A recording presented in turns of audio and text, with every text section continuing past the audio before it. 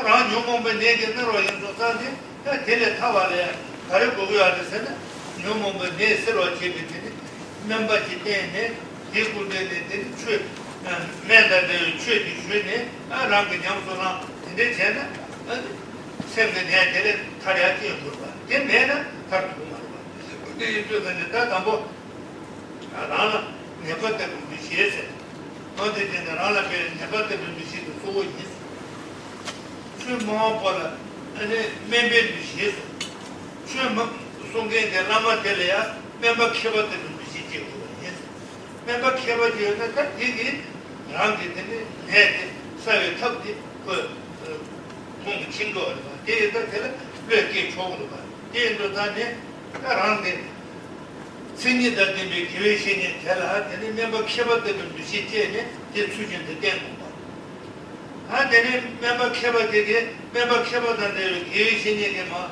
송샤바게 당하게 랑게 셈메자네 안티 연애한테 테네 냠소라 뭐지 내가 내 냠소라 봐라 내 소리 비시에서 나 내내 제는 냠소라 봐지 랑바 인지 아니 랑게 비지 저자셔도 누구게 어디 내드마 수초로 봐 내도 전에다 내 냠소라는 나자 잡아는 시체 나자 라상 잡고 말고 갈래가래 왜래 가르쳐야지 용도 맞지 제가 내내 냠소가 말은 내 소리 비시 아 집을 담발라 대화시 변두시선에 대화시 발에 집을 담배 두시선 송순이야 나 대화시 발에 집을 담배 두시선 주다네 대화시 뭐 도바산지 좀 된데 집을 시에다 나와잖아 집을 도 칼로 좋아 하나 매봐 하다 맨은 집도바 손산에 내가 비세다 맨다지 손다 공게 되는 때마다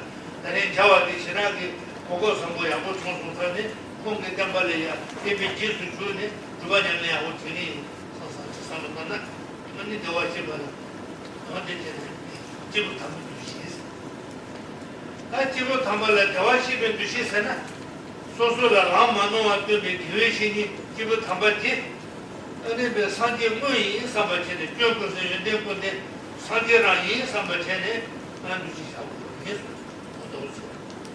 나 추추처럼 예를 들에 변주시에서 아 산지에 되는 추추 뒤진제 카메라야 누버체네 예를 들고 내 도버지 존나 나고 싶다 아예서 산지 추추때 내봐야나 산지의 추에게 생기게 생기 눈에 봐세네 세매야 시대도 좀 제가 사회 시대 좀 맞추는데 차라지 소사네 근데 도에 추수지 이해는 내가 좀 나서면 살았다 그래서 좀 좋아하는 좀 그 동네 매지도 대화 관계 동네 대마하서 근데 그래서 그 동네에 소화집에 매나 뭐래야 대화 관계 좋아해 되는 내다고지 산지기 때문에 산지기 때문에 가서 칸에 라바던데 필요 오늘 자네기 근데 왜 신내게 니 타관에 선반 남다체에 야구지 니에게 선반 남다체에 야구지 년바 있나 아니라 소수 산지 조전데 소수 취기기 근데 소수 주지 여자셔다 나지 차도도 시주가 대도전에 노예 동네에 세르세야데 노예 동네에 세르데네 세메인 소야데 여와탐지 중화 소바 인도탄에 자 매바다 시당 매바다 나제가 차도 매바데 여와르 대다티 여와데 콜라데니 공부하르사나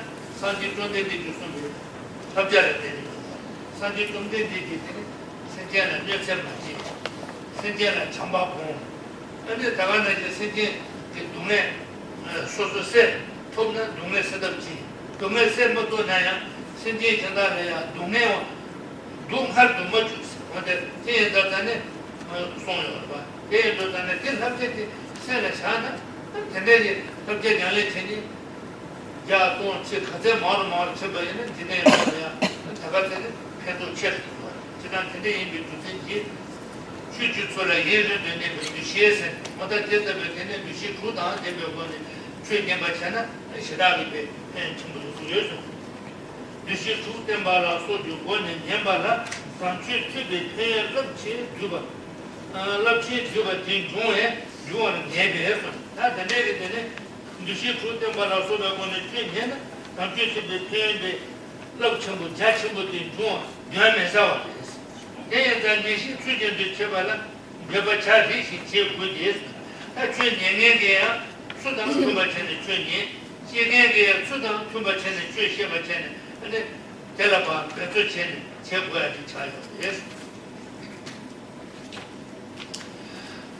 So continuing with the reading of the paragraph and generate the 6 recognitions.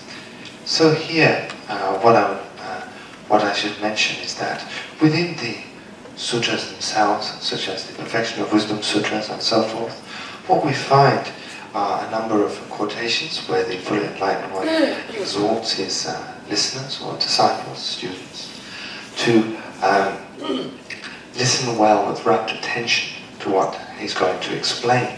So here, listening well with rapt attention, that refers to the attitude of being kind of not only physically but mentally present with one's mind free of distraction and worldly concern. This is the first 2 of these 3 faults. With rapt attention, refers to this third one, physically present, but one's mind is kind of wandering off. So that without these kind of 3 faults of the vessel, or free of those kind of attitudes, one should then listen to the discourse. One should also utilize what are known as these, or what is translated here as these 6 recognitions. So what are these 6 recognitions then? Here, if we go through them serially along with the explanation. First one then is to recognize oneself as being ill. So you may well think, well, I'm not really ill, actually I'm quite healthy. Physically I'm fine, perhaps the doctor even says so. But here, we're not talking about one's physical well-being. Rather, we are looking on a more subtle level at one's mind. So here, even though one may not recognize it, one is continually suffering from the illness of being with the destructive emotions, such as desirous attachment, hostility, anger, and so forth, all of which swelling up from the root kind of discomfort or illness of confusion. So being with these destructive emotions then is what is likened to being ill. So viewing oneself as a sick person who wishes then to be free of such an illness. As we know, when we are physically ill, we just wish to kind of have our health back so that we can go on enjoying things. So in the same way, wishing to have our mental health back so that we can continue to enjoy our life, we need to rely on a doctor, an individual who is able to diagnose our particular illness and then grant us the respective medicine which will cure such disease or illness. So here then, one should view the person who gives the Dharma instructions or Dharma discourse as being a kind of learned doctor. So this is the second of those recognitions, viewing the individual who kindly imparts these spiritual instructions or meditation instructions upon one as being a kind of great learned doctor. And just as when we are physically ill, we go to the doctor, we receive his or her counsel, receive medicine. So after having received such medicine, we don't just throw it away or leave it to expire, but rather we partake of it. So the third of these recognitions is to view these spiritual instructions, the meditation instructions, as the actual medicine, and with that recognition, utilize this to then quell the discomfort of the sickness within our mind, for as long as necessary, taking this particular medicine. And with regard to the fourth one then, it is said that through continual partaking of this medicine, one will get better, just as when one has a certain illness, one takes medicine, not just for a day, hoping that it will all go away, but rather serially for as long as necessary to rid oneself of that illness. So in the same way, one continues to practice the instructions until one receives the kind of fruition of that, the cessation of these kind of illness-like discomfort from within the mind. Next then is the next kind of recognition is that the fully enlightened one is kind of an extraordinary person. So this is like the founder, if you will, of a particular medicinal tradition. And if we think of the founders of various medicinal traditions, these were not kind of ordinary folks, but were really incredible people who did wondrous jobs introducing us to these various types of medication, dependence upon which we can get rid of certain types of illness. If we really think about it, just taking a small medicinal compound can cure us of a variety of illnesses, and we really don't know how it works. So how that individual was able to invent such an idea that so perfectly works on our illness is quite amazing. So in the same way, when we think of the fully enlightened one, and think of the instruction that he has left us, he or she has left us, in dependence upon their experience, this is also really rather extraordinary. So viewing the one-wonder bliss, or the fully enlightened one, as an extraordinary being, and in addition to that, a kind of branch practice, viewing one's spiritual master as also extraordinary in that he or she is able to impart exactly what instruction we need in order to progress on this spiritual path. So one should continually hold that view of the spiritual master and the fully enlightened one as being kind of exalted and hold them in high esteem. And then lastly, one should have the kind of hope that the particular tradition of a spiritual development based upon these instructions remains for as long as possible. Here then, the reason for that is expounded upon in Shantideva, 8th century Indian mystics, book called The Guide to the Bodhisattva's Way of Life, where he states quite clearly the medicine that quells the illness of all and the source of all joy in the world, the teaching. Here, teaching then refers to the teaching of the fully enlightened one. So why is it then, you may wonder, that this is the medicine which quells all disturbing emotion? Because with regard the spiritual instructions coming from the fully enlightened one, what we find therein are the instructions which quell then these destructive and painful states of mind that we all, whether we like it or not, experience: hostility, anger, pride, jealousy, and so forth. The antidotes, the growth and subtle antidotes to those destructive states of mind are found within the kind of discourses of the fully enlightened one, or within the teaching of the fully enlightened one. And in addition to that, then after if one contemplates how these antidotes to those destructive states of mind, when applied, eradicate those destructive states of mind, what is left in the eradication thereof is a kind of place, if you like, within which there is just peace and harmony. Not only is this internal for the practitioner, but in the environment of that person, then all becomes peaceful and well, in the sense that if one is a very peaceful, kind, humane individual, around that person there is a sense of peace, harmony, and well-being. So this we know from our experience. So if one is able, then the latter line then, the kind of place of well-being, refers then to the, after having applied the antidotes to those destructive emotions, what is left then is just a state, and within that state, a kind of place of well-being, and the sole source of this then is the instruction of the fully enlightened one, because therein, that is to say, within those instructions, one finds these subtle antidotes to these destructive states of mind. So that, therefore, we can say that this then is the place of well-being, which is brought about through the teaching. And in a gross way, you might say, within the teaching of the fully enlightened one, we find what is predominant is an attitude wishing to benefit others, wishing others well, not harming others, and this serves as the foundation. So if this instruction or this discourse were to remain just that, not harming in a gross way, or to talk about the subtle benefits of thoroughly eradicating the source of pain for all sentient beings, that is to say, the destructive emotions and the actions which arise thereupon, if this discourse was able to remain in the world, how wonderful that would be. If everybody was to have a kind of peaceful state of mind, then there would be an end to war, the arms race, etc. So if this was possible, that would be great. So having the kind of sixth attitude then, the wish that this particular kind of medicinal tradition of eradicating the illnesses of the mind remain in the world for a long time is the sixth then of these recognitions.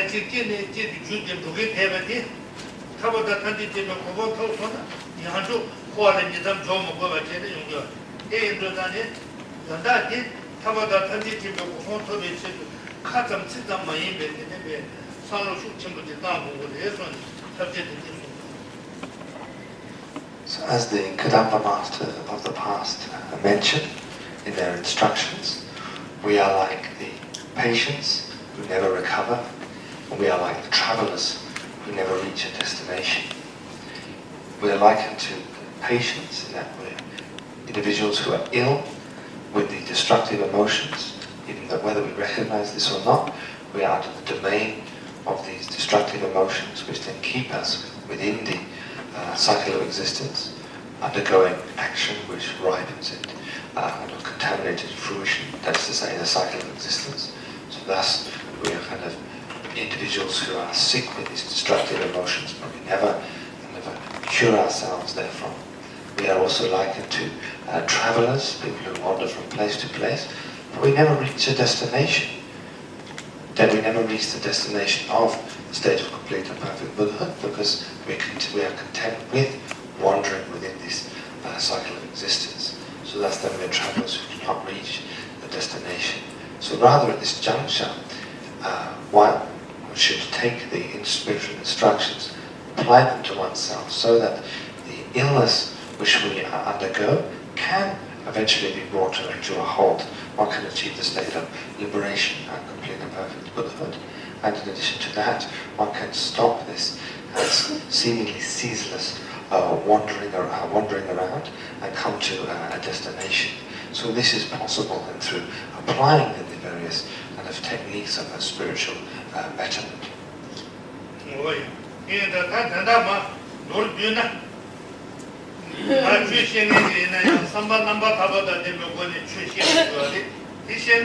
최문의 셰벌 두고리 대면바전의 공로 니고 되니까 상로당한테 내세는데 최셰벌이나 최셰벌을 주니에 담만도지 최셰가 문을 두고만 천안도에나야 문에 단에게 배 신제 단지가 된다 선지 주고만 토반들이 삼바 주만 많이 연락을 되면은 주만 수지가 소였다고 보는 년바에는 문에 단에게 최니도 볼 나를 누구야 만도 대면바 다가도 제대로 Rinpoche na chede, te da marato chue nyeba de shebati, Rinpoche bata bulu mroa chidi, mune chane na doya di, na yana ya samlo ya botan sazo che goya di, chirado yana ya samlo ya boje tane, sazo che goya di, ke chumbo chale ya di.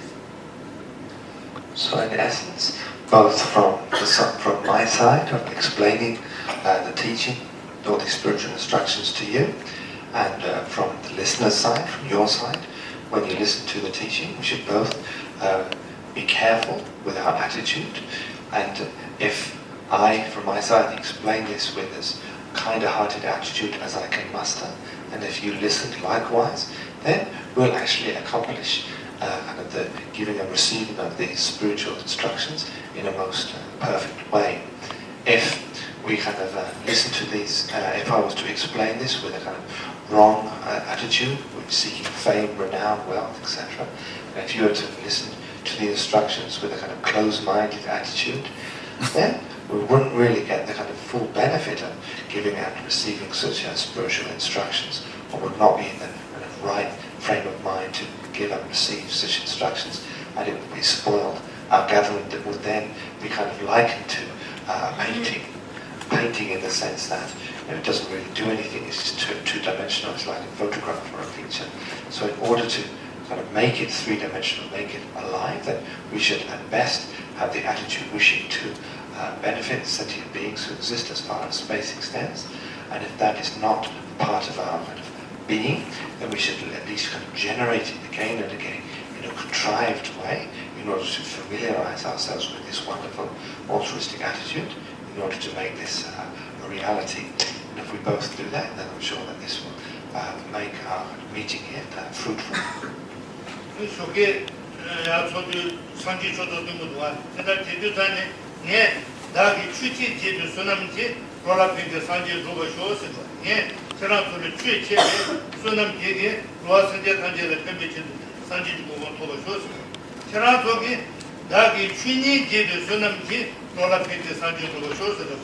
Chirato chui nyingi warwa, nye chui shiri warwa.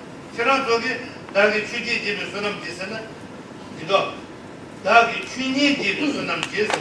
Chirato ki chui nyingi sunam tela tene, ene senti tangi ki sanji jukuwa towa shosi, dilo. And in order to illustrate this, over the next few days when we begin the teaching, usually we recite a verse, which is a verse within which we can take refuge in the Buddha, the Dharma, and the Sangha, and thereafter we recite, by the merit I create by giving and so forth, Dagi Jinsok in Tibetan. So here is...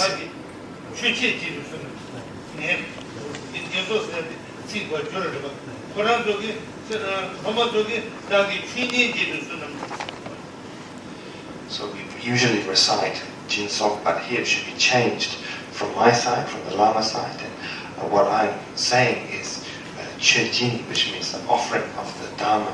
So through this merit, may all sentient beings achieve excellence. So from our side, from the listener's side, from the student's, disciple's side, however you like to phrase it, we should, in this recitation, we should recite Dagi Chenye. Here, the Chen refers to the spiritual instructions or the Dharma, and then Nye means to listen to those instructions. Through the merit arising from listening to these instructions, may I and all sentient beings, etc., as before. So from tomorrow onwards, when we recite this from your side, then when it comes to the part Dagi, then you should recite Chenin. Give it some. Jerame, Sorokunji, Himbo Judoa, Sunday Teleton and Yemita, and you check up to the Tenso, like you do a limit to some Chesume forward. And then to conclude this particular section, talk about rites. One session of hearing or teaching. This tradition, embodying the essence of all Buddha's words, collects waves of merit equivalent to hearing or teaching all of the Buddha's teaching.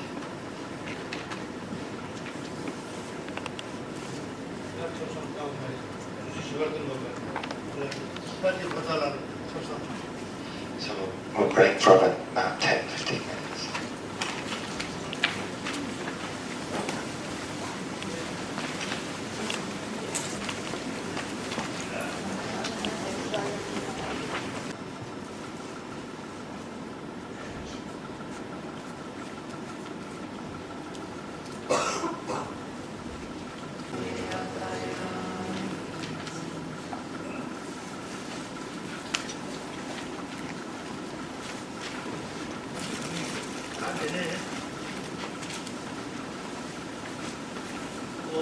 Damba Sujindu, Nimbala, Locho and Juan, Damba Chiba Tende, Conza Chitabuchele, Nimbu Yamna, and the Tatis Damba Sujin, Nimbala, Locho Botini, Jumbu, Damba Chiba Tende, Kazak, and the Tingani, Yambu with the Senate.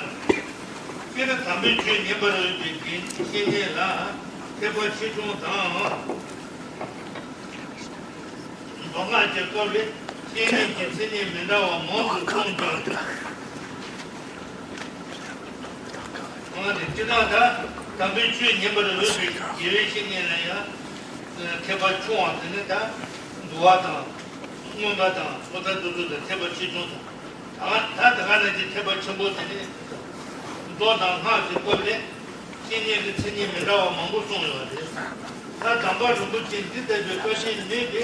Irishing and did the Bitantu Hamdi and Betty Chunia, Latin Society, Latin Nubas, Latin Cuba on the Denma, number Nubas, but in maybe irrigation in it, Dodi Kenny Shebatala, not Dodi Kenny Sheban Jinki, in your Tuasho and Nijo, you tell about the in your road to Magate, so that you two up on a page and the Sumba Nashini.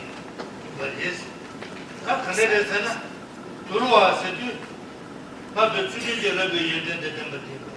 She was to King and Dingy, Lobby you did the Dem.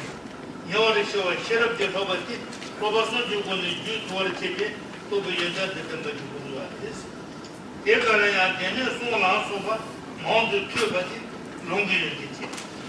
Take one on your road to Toby, share of the Debas, take one on your Toba said. Kebo Malajana Kazaga Damichi. Sensamba Lechena, Churu Hindi Tombachi. Umar Juba Lechena, Ronimena, now on the Jaba Maimba, Yuran with Tumu Maimbi, Dulukuman to Tombachi. Umar Tanjua Chena, Chutanti, Meta Tata Jaba Maimba, Yuran to the Tomba Asset. That in the Bob and Shena the Jambas.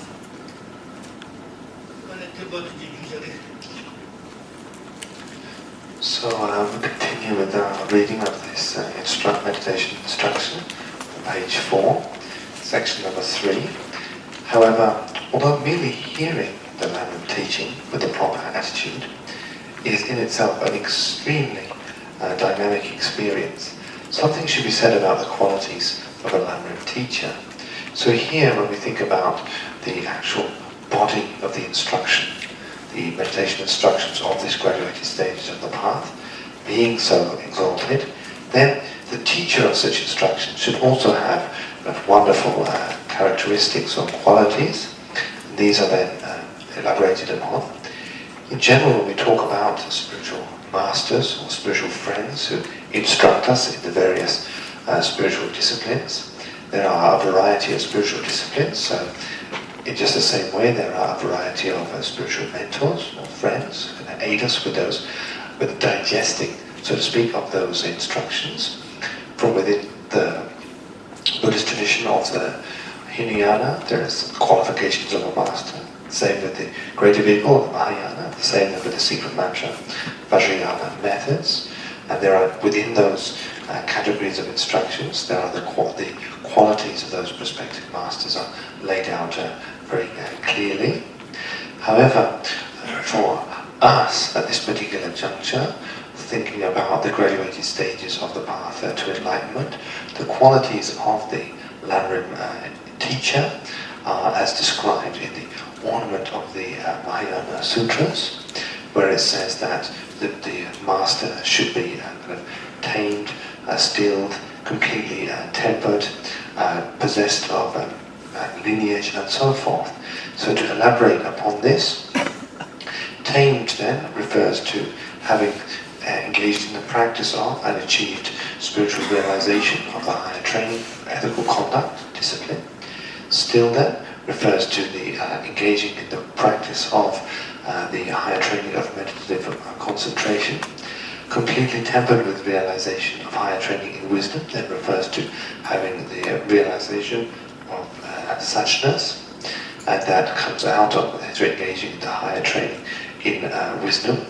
Should have authentic scriptural learning. Here then this refers to having lineage. Lineage here refers to then transmission, that is to say having received many instructions themselves.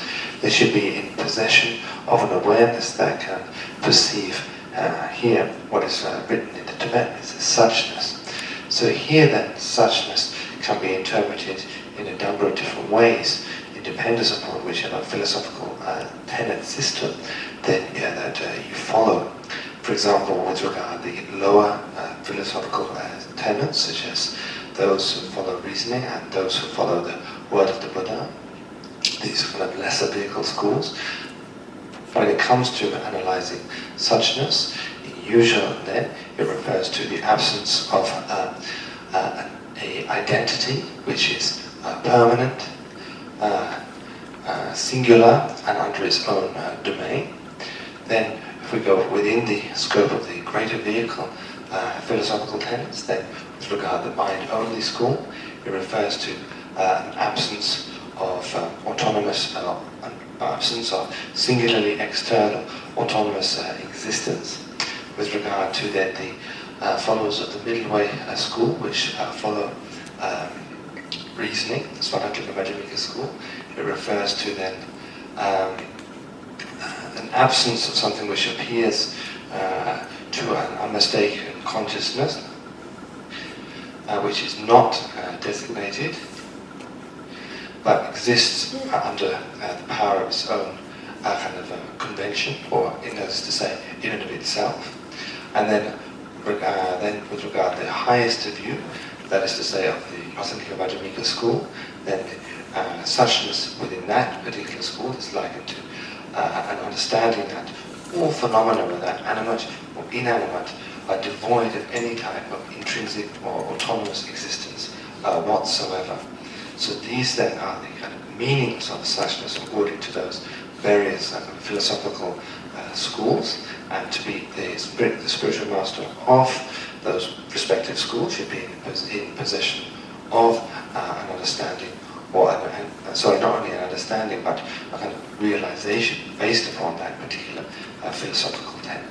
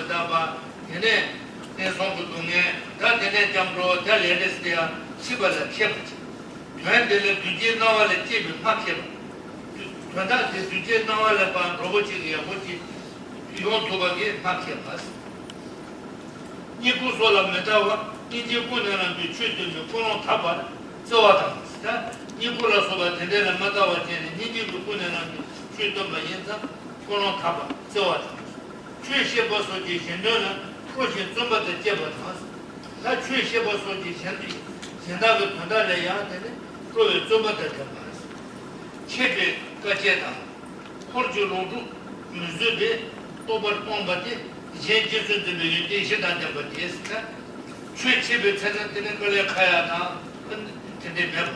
Porju Lodu, Muzube, Toba Pombasta, Porgi, Lavaya Majaba, Taya, somebody said, you shall say, you Mashaba, and then Muzuba Neva, and then Mother Zobachen, Muzubu Toba Pombati, Jenjisu de Meditation and the Bati, Chudi. Tena, sitting the number, the Jesus number, never chasing. On Tadaba, the church that number, sitting the number, the Jesus number, never chapel.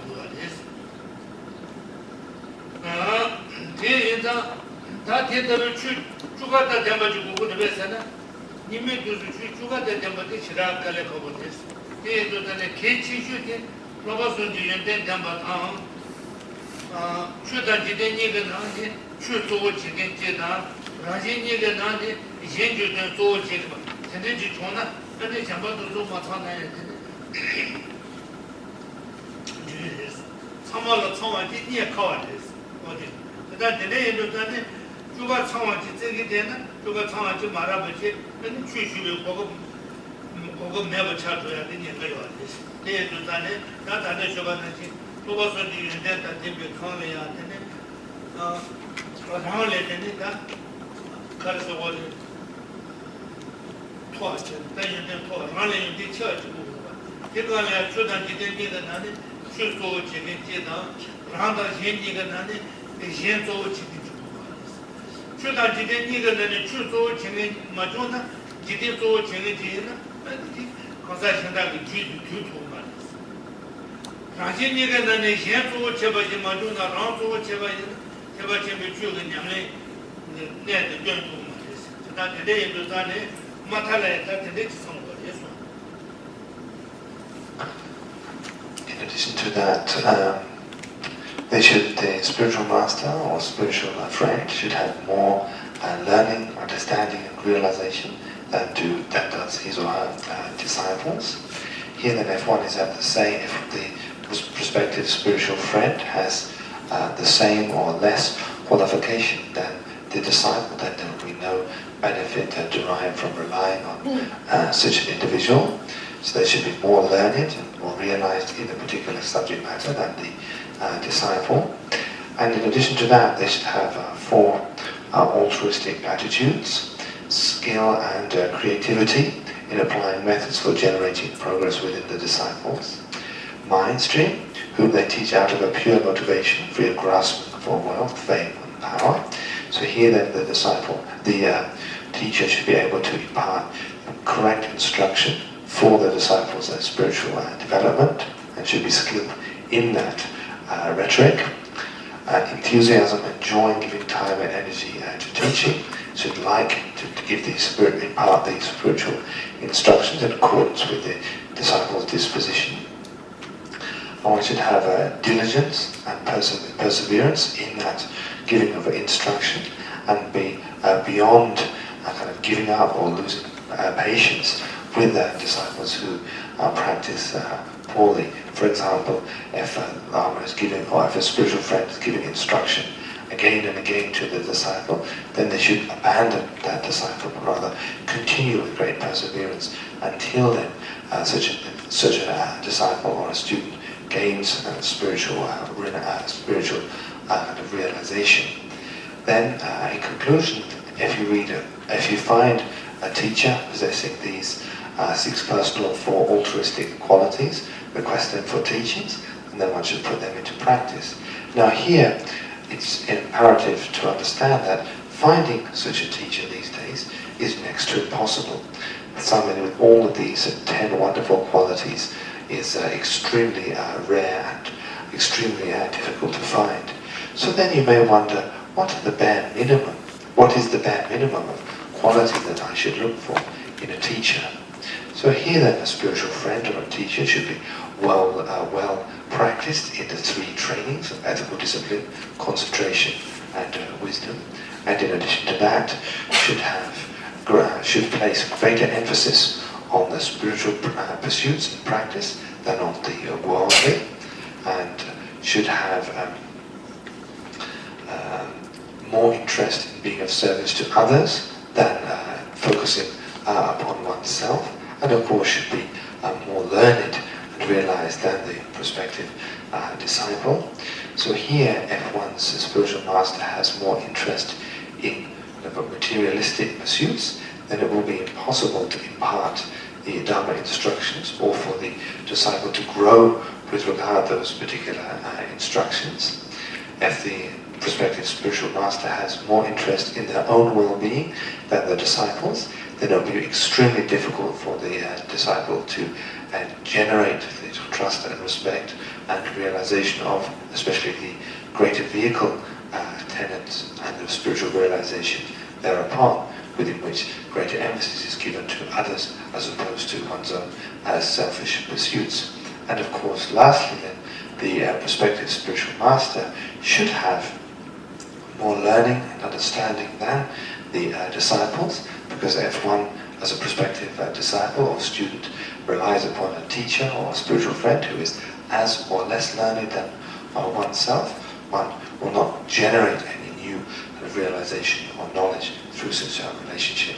So these are the kind of bare minimum commitments for a spiritual master these days.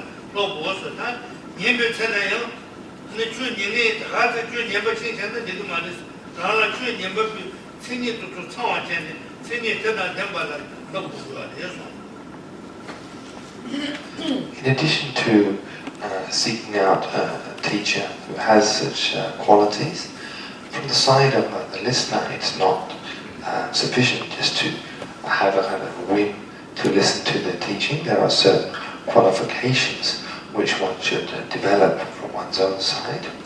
So if we look at the text, the disciple should have 3 fundamental qualities, or the student should have 3 fundamental qualities.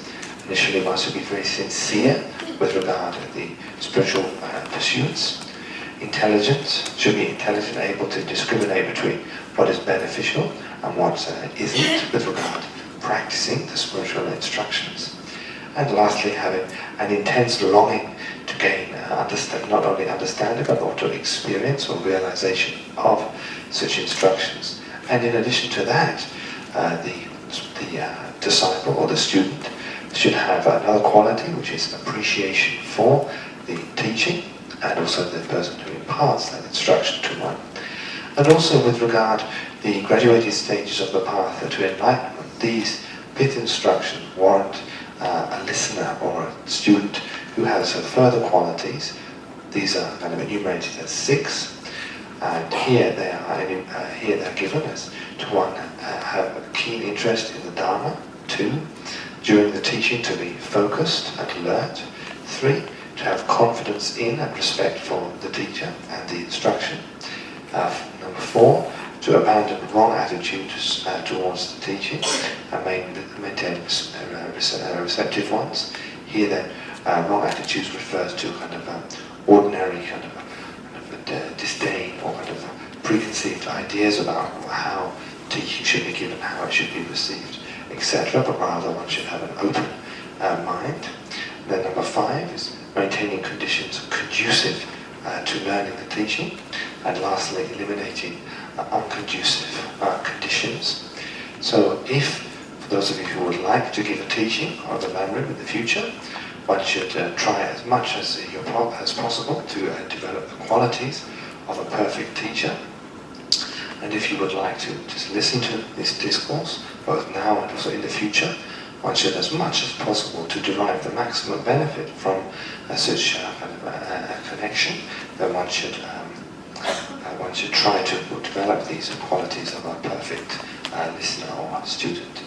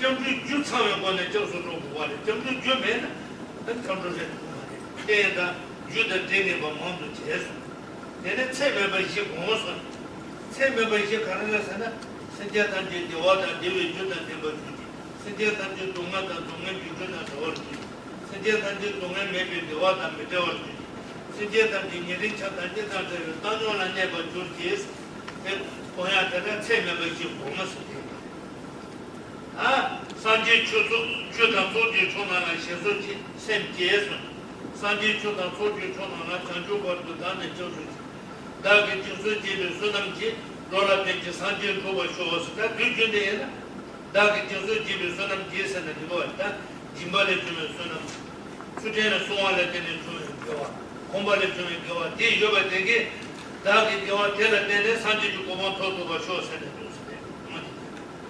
다게 주소지를 소남지 로라베지 산지 도와지 주소지 샘제스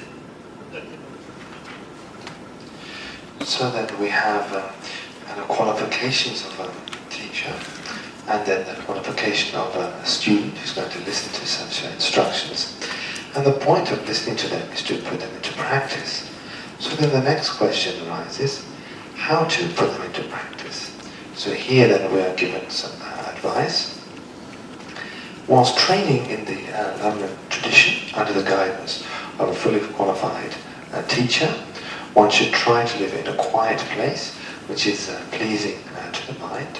So here it's very important, especially for us beginners, that when we train our minds, that the place where we go to practice be a nice one, a place which we kind of like, the mere kind of recollection of which causes us to wish to go back to that place. So we should be in a pleasant place. If we find ourselves in an unpleasant place, then there's no way we're going to sit down quietly and attempt to kind of engage in the practice of meditation. Rather than one should initially seek out a nice, wholesome place and then go there to practice. And within this kind of quiet place, one should initially set out, as the text here reads, a place, an altar, having images of one's teacher, the Buddha, whether it be a photograph or a painting or a statue, a stupa representing the mind or the fully enlightened one, the image representing the form, and then the speech being represented by a book. So here then the book can be one of the Perfection of Wisdom Sutras, great exposition of the stages of the path to enlightenment, one instruction text which one likes. If one has that, then that's great. So one sets up then the representations of then the fully enlightened one's body, speech and mind, and in front of that one arranges some offerings. So here the translation reads a pure offering. Here pure then refers to pure in the causal factor and pure in the motivating factor for receiving the particular offerings. With regard to the former, this refers then to the objects not being kind of stolen or kind of ripped off from somebody, and then the latter referring to one's attitude in arranging those objects, not out of pride or wishing to belittle others, or not out of miserliness, etc., but rather with a pure altruistic motivation. One lays out these offerings in appreciation for then the Buddha, the Dharma, and the Sangha. And in front of this altar, one should prepare a comfortable meditation seat. So here, when we talk about a meditation seat, one can refer to a kind of cushion or a chair. If one is sitting on the ground and one would like to sit in a cross-legged posture, then one can sit just cross-legged, or one can sit with the right leg in front of the left, or one can sit in half lotus posture. It's not mandatory that one sits in the full lotus posture, which, as you know, can be quite difficult. So if one just sits in a comfortable cross-legged posture, then that's great. And then within this kind of posture, then what is read here is perform the Lamrim preliminary rite, as meditate as instructed. So here, with regard to the initial recitation, one should bring to mind the qualities of the three jewels, the Buddha, the Dharma and the Sangha, and turn for refuge to those three jewels.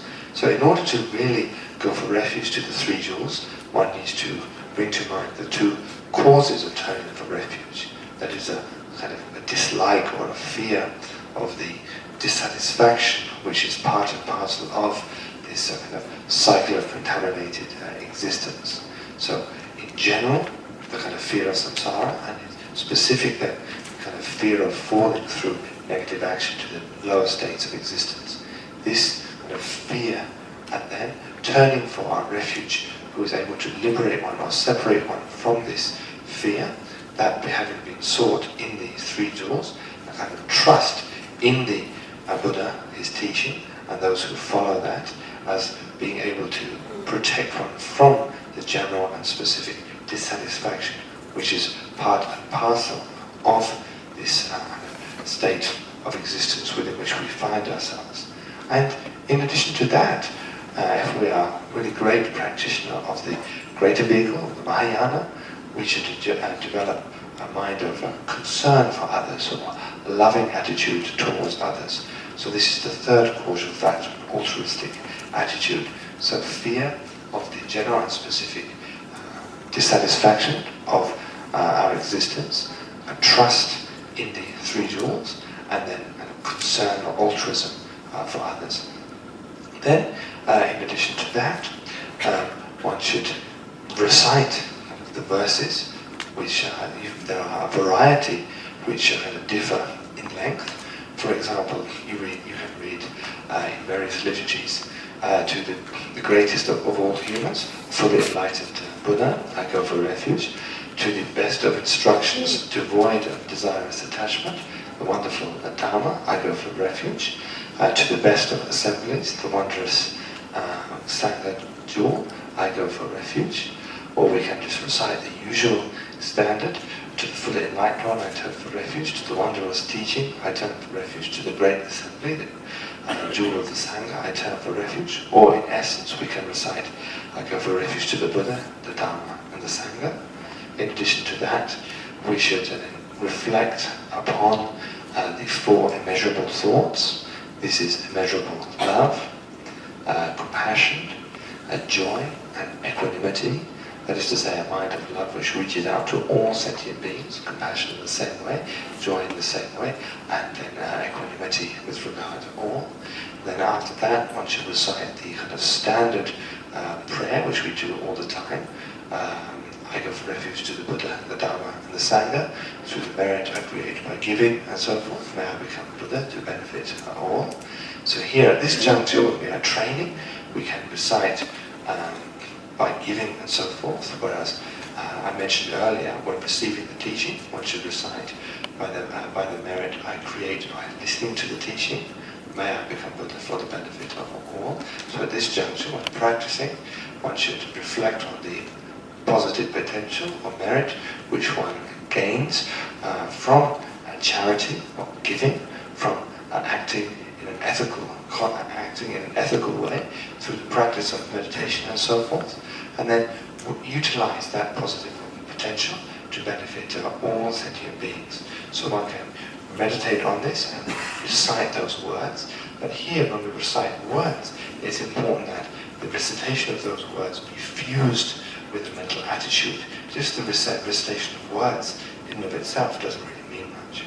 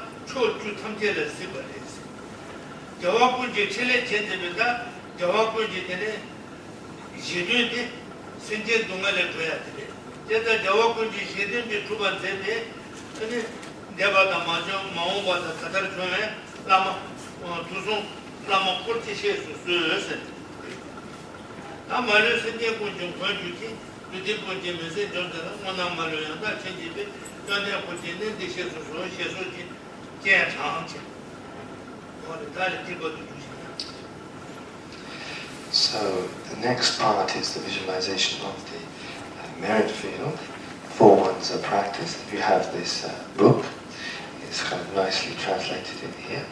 So if you have this book, it's on page 188.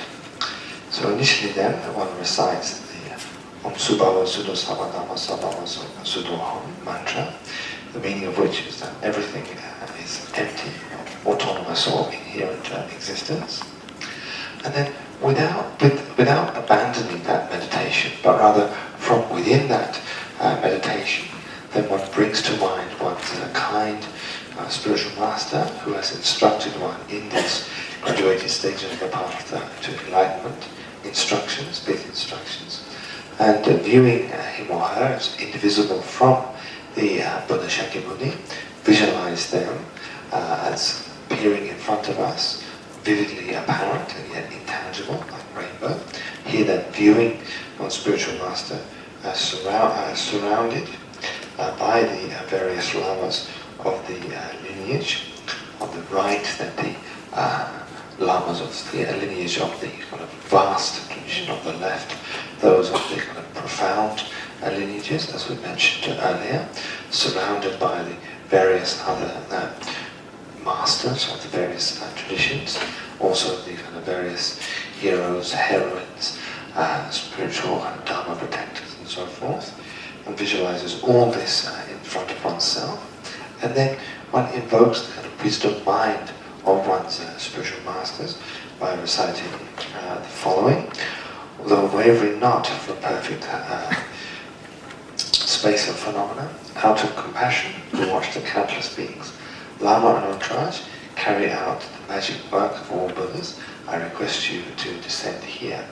Here then, what is referred to by the perfect Dhammadhatu refers to the truth body of the fully enlightened one, the kind of omniscient mind and its emptiness. So here then this is subsumed under the title of the essence body of the fully enlightened one. With this essence body there are two types. There is the naturally pure and then the purity of adventitious defilement. So purity and absence of adventitious defilement, and purity of the empty nature thereof. So this twofold purity is part and parcel of the omniscient mind of the fully enlightened one. So from without moving from that state, the fully enlightened ones work continually for the benefit of all sentient beings who are countless, so that one requests them to come to one's place to show the aspect of appearing magically in front of one, where one is practicing. Laws and protectors of all that lives, the Buddhas, who crush the forces of evil, embodiments of every knowledge, fully enlightened ones of your entourage, please come to this place. So with that recitation, visualize that they come from their natural abode to the space before you.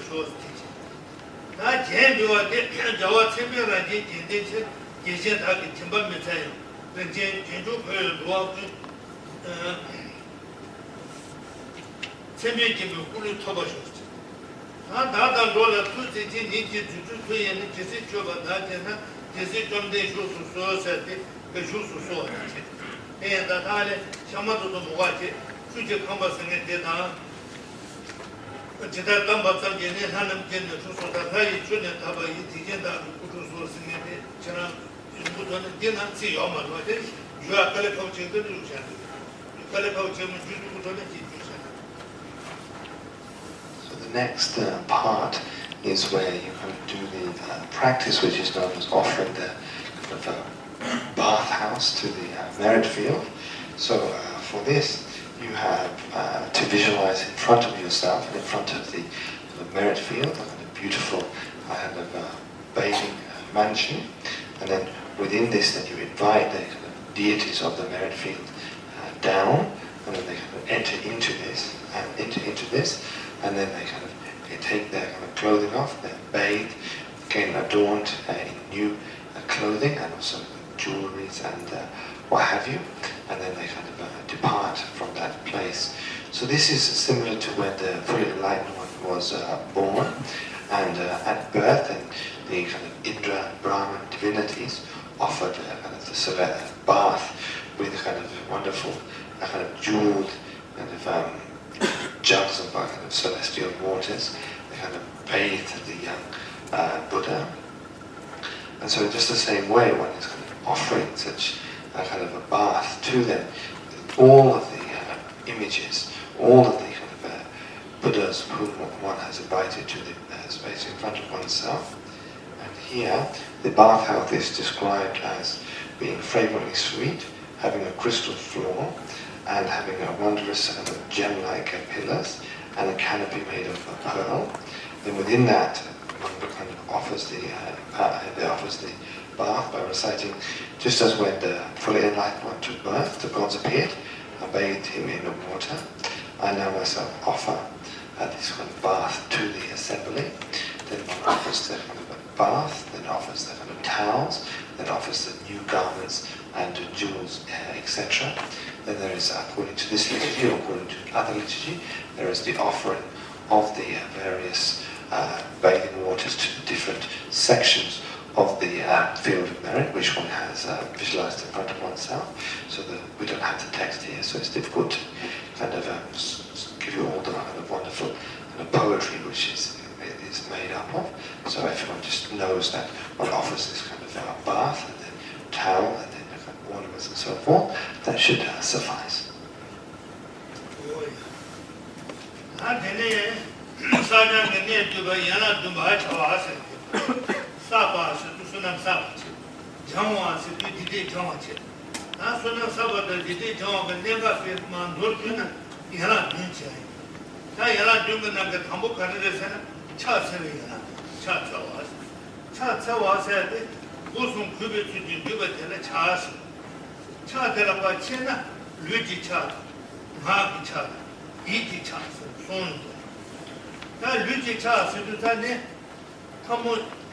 sudah tu macam ni jago, tamu dos jadi jago, tamu dos jadi jago, jadi, ane tamu jago, cara cara tamu jago, dos jadi tamu jeli di jago se, dia mesti, dia jadi tamu kongkong di jago se, dia mesti, dan dia jadi, tamu jago, karena sana jadi segi cara ya, nobu tamu jago mana nobu tamu mana, dia nanti ngarang tu ke, jadi kemudian nobu sudah jadi tamu pada lalu juga jadi tamu jago.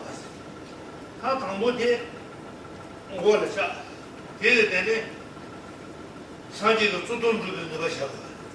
아 되는 이바 되게 민감을 연 접근선에 제가 무슨뭐죠. 지금. 제가 되게 주도 넣으셔. 수바디 점발에야 산지기 송 주동주도 넣으셔. 이바 되게 산지가 투 넘버 30 이신도 넣으셔. 참 못된 데다 살고에는 그래 거버를 받는데 지야. 아무 자까지 되는 거. 이제 준준이 전에 대대랑 제도는 야고요. 노제 근데 자 소시 준이 수수주마도 맞아야는 아니 한번도 야고 잘 통해고 아니 수고디야 커도야 너무 쳐. 맞아. 누구 전에 되고. 그거야 커도 제 아니 한번 쳐. 아니 사람도 제대 근데 지사는 네가 나도 너 지사 나도 제대 지사 제대 지사는 아니 돈으로 근데 밑바지는 소가 제대로 지야 되는 거 요소 근데 제대 지사 나도 제대 지사 다 제대는 뭐다 아빠니 어머니 이제 옛날에 살았고 요소 야나 살았고 그 차다 제바 되잖아 경자 선에 수고마 살리지. 공자 세주자네 노아데 쳐다나냐 등에 거느냐 아니 랑디 그래서 뭐 이하나디 마살도 차세지. 소소좀 쳐다리는 아니 메레레 전자잖아. 사람 못 가요 그러고 소소 디마가냐 소소 소고 총맞죠. 그때 노아데 기도 공자체. 아니 경자체 이가로 차게. 얘도 소소 지고 얘는 장자체는 이거 근데 맨날 미망고 젤이나 아니 공짜 대야가요 장자체는 사자 못 가요 뭐 어때 근데 내내 한달장 해라가 살도 뭐리 그거 살은 말이야 차 고추요 말이 고추 아 되네 다자 장자체에 얘는 근데 수부마 살을 얘네 대대는 그거 얘는 남서마 야 좋게 어디지 차 아주버다 무슨 아주버다 무슨 어디 죽었죠. 근데 얘는 아니 줄라서 같은데 돈으로 잡아가야 내가 요래서 주고 누가 얼마다. 그다음에 얘는 줄라서 같은 주고 사는 거되는데 생긴 잡아가야 내가 요래서. 그다음에 얘는 얘게 맞대비지 줄라서겠죠. 어디지. 얘네 아지지. 어디에 류기 차세야 돼. 이제 토마 탐을 자와데 탐을 자단데 탐도 수자도 거리 아니 네 실도 거리 어디지 아니 마한테지 어디지 다 되는 마음 차세야 돼 우선 두지인데 줘봐대 마음권에 줘봐대는 마음차 이지 차서도 우선 두지인데 일을 참바대는 이지 차 우선 급여 두지 줘봐대는 차서 어디지 나를 되지 So then after having offered this kind of bath to the merit field, one kind of reabsorbs the bathing house and then offers what is known as the seven-limbed or seven-branched practice. So here that there are seven contemplations to be done together, the first of which is an act of homage or prostration. So here the object of one's prostration or homage is the Lama, indivisible from the historical Buddha, Shakyamuni, and the merit field in front of oneself. And then how does one offer homage? Here then, there is a threefold way of doing that, with either physically, verbally, mentally. With regard to the physical side of things, then one should put one's hands together, and one should turn the thumbs inside the palms to make a kind of little opening between the kind of knuckles of the two hands. Here it is said to be not correct to put the hands flatly together like such, and it is also said to be incorrect to have the hands, the fingers together and the thumbs apart from the fingers like such. Rather, one should tuck the thumbs inside the palms of the hands. And the reason for this is, as you know, in the images of Avalokiteshvara, the first two hands are in the common form with one face and four hands.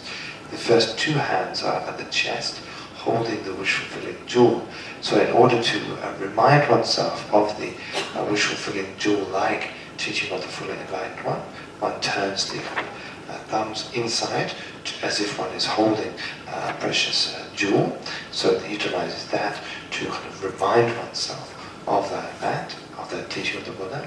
Then with the actual physical kind of prostration, one initially puts the kind of joined palms at the crown of one's head, like such. And then the significance of that is that through doing this, one brings to mind the qualities of the Buddha's form, that is to say, the Buddha's body, and in particular that one brings to mind the major and minor marks which adorn this kind of supreme emanation body, of which one of them is the crown protrusion, or known as the Ushnisha, from which kind of incredible teaching is emanated. So in order to have the auspicious connection of achieving such major marks of the supreme emanation body in the future, one places the hands together at the crown of one's head. The next point is then at the place between the eyebrows. Then one puts the hands together there. And this is said again to be a reminder of the qualities of the major and minor marks of the fully enlightened one's form, because as you may have seen within the paintings, the fully enlightened one has a kind of a swirl known as the kind of bliss swirl, which abides between the eyebrows, and this is apparently a kind of like a wisp of hair, which is kind of extended and then retracted back, and which is known as the kind of one of the main marks signifying the omniscient mind of the fully enlightened one, of the Buddha. Then the next place where one's palms rest is at the throat, and then that time one brings to mind the qualities of the speech of the fully enlightened one, and then lastly one places one's hands at the heart, and at that time one brings to mind the qualities of the fully enlightened one's mind, bringing to mind these qualities of body, speech, and mind. One kind of bows down before such an image or such a teacher. The way that is done is by placing 5 parts of one's body on the ground. This is to say, the 2 knees, the 2 palms of the 2 palms, which should be placed flat on the ground. It is said in many treatises that if one places one's hands together as on the ground as fists, this kind of ruins the auspiciousness of this action, and can also serve as the cause of rebirth as an animal with hooves. In addition to that, one should place one's head on the ground, and with regard the 5 parts of the body placed on the ground, one should bow down and then come up from that prostration or from that bowing down very quickly, which shouldn't linger on the ground, so to speak. This is said to be disrespectful and can also serve as a cause for rebirth in lower realms of existence. With regard to two types of prostration which you probably have seen, that's to say the full length prostration where you stretch your body out on the ground, and then there is the short prostration where you just kind of bow down with your body kind of somewhat contracted. From with regard to these two types of prostration, if you have the space, then it's great if you can do the full length prostration. But it's important if you do this particular type not to remain lying on your belly for too long. Rather, one should touch the forehead on the ground and come straight up. It is said that lingering on the ground is disrespectful, and therefore one can accrue the karma of being reborn as an animal which lives on its stomach like a snake. So in order to avoid that, one comes up from that prostration very quickly, and then when one is making a number of prostrations, 3, 500, however many, one should always stand up straight. One should bow down and then stand up straight. It is said to be disrespectful just to lift the head off the ground whilst one's body remains bent and just kind of bang the head on the ground and count that as having made one type of or one prostration. Rather, one should stand up straight and then begin the second prostration. So this is to do with the physical side of things. And with regard to the verbal side of things, one should recall the qualities and then kind of recount, kind of verbalize the qualities of the fully enlightened one's body, speech and mind. And mentally, and this is the most important, one should recall the qualities of the Buddha, and then with a kind of feeling of great reverence one should engage in this particular practice. Because the meaning of prostration or homage is kind of showing respect through the gates of one's body, speech and mind. So this is the first of these 7 practices, that of homage or prostration.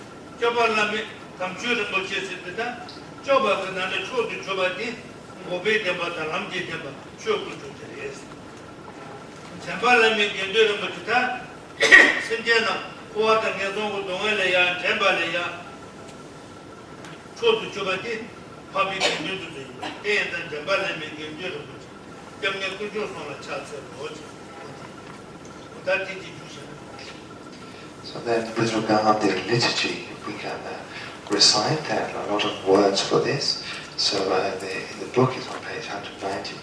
But to elaborate a little, the first stanza this, to the one's spiritual teacher who embodies all the Buddhas, who his nature is the Vajra holder, and who is the root of the three jewels, to the spiritual master, and one offers a prostration to one's spiritual master, who is the kind of epitome of the three jewels and all objects of refuge, to the all-encompassing Buddha, Vajradhara, the perfect seers, that is to say the lineage teachers of India, known as Tilopa, Naropa, Jommipa, Atishas, and so forth. To those individuals one offers a prostration. Then to the lineages of Maitreya, that is to say the vast, and then the profound, that is to say the lineages of Manjushri, then one offers salutation. Here then there's a lot of words which make up this text, when you read this at your leisure later on, but to elaborate upon one, there is the stanza which reads, homage to the spiritual master, who is the embodiment of the three jewels. Here then initially homage is paid to one's spiritual teacher, the one who one has a direct spiritual relationship with. Then the peerless teacher, the precious Buddha, the peerless saviour, that which actually brings about spiritual transformation, the precious Dharma. And then the guide, the precious guides, the precious Sangha. To all of those then one offers homage.